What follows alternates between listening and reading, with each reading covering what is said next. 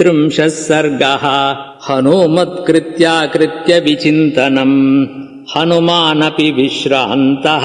सर्वम् शुश्राव तत्त्वतः सीतायास्त्रिजटायाश्च राक्षसीनाम् च तर्जनम् अवेक्षमाणस्ताम् देवीम् देवतामिव नन्दने ततो बहुविधाम् चिन्ताम् चिन्तयामास वानरः याम् कपीनाम् सहस्राणि सुबहूनि ययुतानि च दिक्षु सर्वासु मार्गन्ते सेयमासादिता मया चारेण तु सुयुक्तेन शत्रोः शक्तिमवेक्षत गूढेन चरता तावत् अवेक्षितमिदम् मया राक्षसानाम् विशेषश्च पुरी चेयमवेक्षिता राक्षसाधिपतेरस्य प्रभावो रावणस्य च युक्तम् तस्याप्रमेयस्य सर्वसत्त्वदयावतः समाश्वासयितुम् भार्याम् पतिदर्शनकाङ्क्षिणीम् अहमाश्वासयाम्येनाम् पूर्णचन्द्रनिभाननाम् अदृष्टदुःखाम् दुःखार्ताम् दुःखस्यान्तमगच्छतीम् यदि ह्यहमिमाम् देवीम् शोकोपहतचेतनाम् अनाश्वास्य गमिष्यामि दोषवद्गमनम् भवेत् गते हि मयि तत्रेयम् राजपुत्री यशस्विनी परित्राणमविन्दन्ती जानकी जीवितम् त्यजेत् मया च स महाबाहुः पूर्णचन्द्रनिभाननः समाश्वासयितुम् न्याय्यः सीतादर्शनलालसः निशाचरीणाम् प्रत्यक्षम् अनर्हम् चापि भाषणम् कथम् नु खलु कर्तव्यम् इदम् कृच्छ्रगतो ह्यहम् अनेन रात्रिशेषेण यदि नाश्वास्यते मया सर्वथा नास्ति सन्देहः परित्यक्षति जीवितम् रामश्च यदि पृच्छेन्माम् किम् माम् सीताब्रवीद्वचः किमहम् तम् प्रति ब्रूयाम् असम्भाष्य सुमध्यमाम् सीता सन्देशरहितम् मामितस्त्वरयागतम् निर्दहेदपि काकुत्स्थः क्रुद्धस्तीव्रेण चक्षुषा यदि चोद्योजयिष्यामि भर्तारम् रामकारणात् व्यर्थमागमनम् तस्य ससैन्यस्य भविष्यति अन्तरम् त्वहमासाद्य राक्षसीनामिह स्थितः शनैराश्वासयिष्यामि सन्तापबहुलामिमाम् अहम् त्वतितनुश्चैव वानरश्च विशेषतः वाचम् चोदाहरिष्यामि मानुषीमिह संस्कृताम् यदि वाचम् प्रदास्यामि द्विजातिरिव संस्कृताम् रावणम् मन्यमाना माम् सीता भीता भविष्यति वानरस्य विशेषेण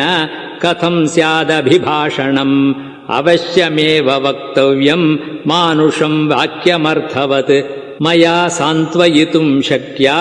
नान्यथेयम् अनिन्दिता सेयमालोक्य मे रूपम् जानकी भाषितम् तथा रक्षोभिस्त्रासिता पूर्वम् भूयस्त्रासम् गमिष्यति ततो जातपरित्रासा शब्दम् कुर्यान्न मनस्विनी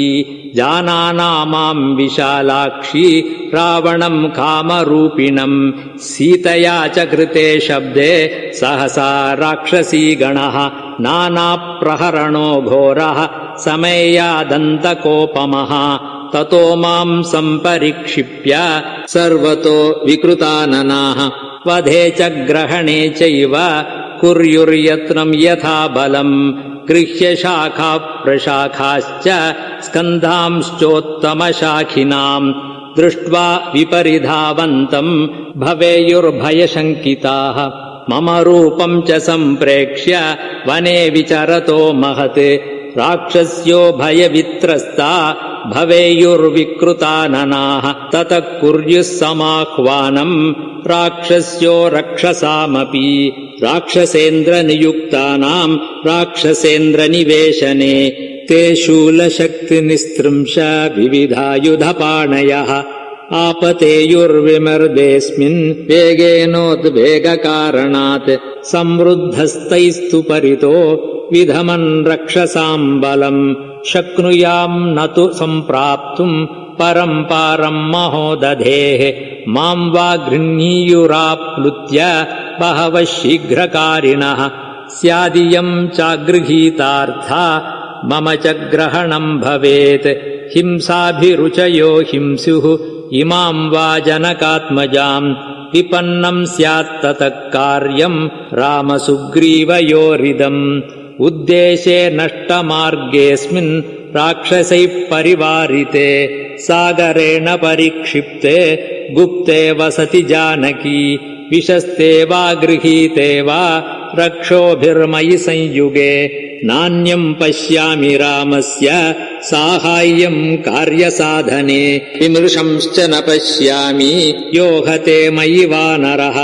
शतयोजनविस्तीर्णम् लङ्घयेत महोदधिम् कामम् हन्तुम् समर्थोऽस्मि सहस्राण्यपि रक्षसाम् न तु शक्ष्यामि सम्प्राप्तुम् परम् पारम् महोदधेः असत्यानि च युद्धानि संशयो मे न रोचते कश्च निःसंशयम् कार्यम् कुर्यात् प्राज्ञः ससंशयम् प्राणत्यागश्च वैदेह्या भवेत् अनभिभाषणे एष दोषो महान् हि स्यात् मम सीताभिभाषणे भूताश्चार्था विनश्यन्ति देशकालविरोधिताः विक्लवम् दूतमासाद्य तमः सूर्योदये यथा अर्थानर्थान्तरे बुद्धिः निश्चितापि न शोभते घातयन्ति हि कार्याणि दूताः पण्डितमानिनः न विनश्येत् कथम् कार्यम् वैक्लव्यम् न कथम् भवेत् लङ्घनम् च समुद्रस्य कथम् नु न वृथा भवेत् कथम् नु खलु वाक्यम् मे शृणुयान्नोद्विजेत वा इति सञ्चिन्त्य हनुमान्श्चकारमतिमान्मतिम् रममक्लिष्टकर्माणम् स्वबन्धुमनुकीर्तयन् नैनामुद्वेजयिष्यामि